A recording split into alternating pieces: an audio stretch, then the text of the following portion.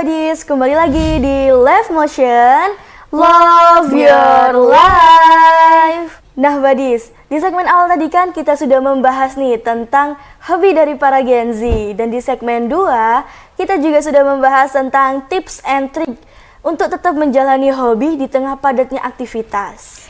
Betul banget Kak. Kayaknya para Gen Z ini emang seproduktif itu ya. Dan yang aku lihat, mereka itu enjoy ngelakuin semua itu dengan notabene menjaga mental health anak muda. Of course dong Kak, karena aku juga ngelakuin hal-hal yang sama di waktu-waktu yang senggang. Bagus banget tuh Kak.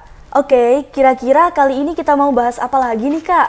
Good question Kak. Nah pasti para buddies di rumah juga penasaran kan?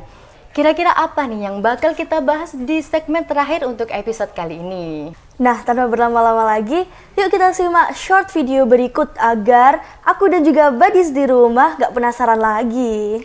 Oke, langsung aja. Let's check it out! Pernah kepikiran gak sih kalau hobi yang selama ini kamu anggap cuma buat senang-senang, ternyata bisa jadi personal branding kamu. Misalnya nih, kamu suka jalan-jalan. Kenapa nggak sekalian kamu dokumentasiin perjalananmu, share pengalaman, kasih tips, dan pelan-pelan jadi travel blogger. Atau kamu yang hobi masak, awalnya cuma coba-coba resep di dapur. Tapi kalau kamu konsisten bikin konten tutorial, siapa tahu kamu bisa dikenal sebagai food influencer. Kalau kamu tipe yang suka makan dan explore tempat baru, itu juga bisa banget jadi konten. Dari yang awalnya cuma coba-coba, lama-lama bisa jadi food vlogger yang ditunggu rekomendasinya.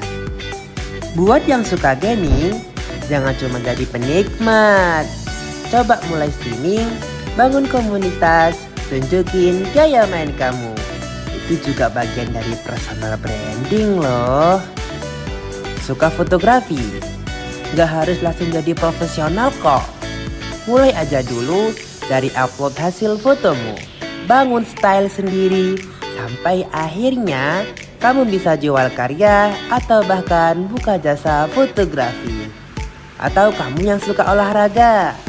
Dengan konsistensi dan dedikasi, itu bisa banget mengarah jadi atlet. Atau minimal jadi inspirasi buat orang lain lewat kontenmu. Kedengarannya emang simple ya, cuma tinggal mulai aja. Tapi realitanya nggak semudah itu.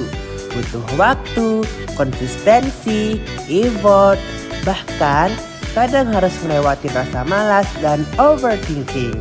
Tapi satu hal yang pasti, selama kamu punya niat dan mau mulai, jalan itu selalu ada.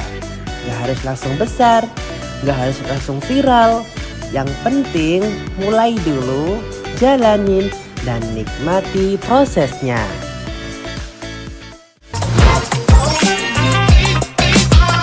Wah, ternyata aku baru tahu nih Kak, kalau hobi itu juga bisa menjadi personal branding dan dapat menghasilkan cuan juga loh Kak. Setuju banget tuh Kak. Itu artinya kita cuma perlu menekuni hobi yang kita suka agar bisa mendapatkan benefit dari hobi kita tersebut. Of course dong Kak, tapi perlu diingat ya Buddies kalau memang hampir semua hobi bisa dijadikan untuk personal branding ataupun menghasilkan uang. Tapi memang ada beberapa yang lebih sulit untuk dikembangkan karena sifatnya. Bukan berarti mustahil, tapi memang membutuhkan usaha ekstra dan kreativitas. Kira-kira contohnya apa tuh Kak? Contohnya seperti hobi yang pasif atau hobi yang tidak menghasilkan output. Pas kita dengerin musik tanpa analisis, nonton film tanpa review. Nah, kenapa sih hobi jenis tersebut tidak bisa dikategorikan sebagai personal branding? Karena aku tahu nih Kak. Karena hobi tersebut hanya berfokus kepada individu kita sendiri dan tidak ada benefitnya buat orang lain. Betul banget Kak. Nah kayaknya Buddies ini udah paham ya sama konsep hobi menjadi personal branding di segmen kali ini. Semoga apa yang kali ini kita sampaikan dapat bermanfaat buat Buddies di rumah dan dapat dipraktekkan sesuai dengan hobi Buddies masing-masing. Mungkin sampai di sini episode kita kali ini. Aku Safna Lailia Rahma Dan aku Aldia Fajaril Husna. pamit undur diri, dan untuk badis di rumah stay tune di episode selanjutnya ya. Tetap di Live Motion, love your life.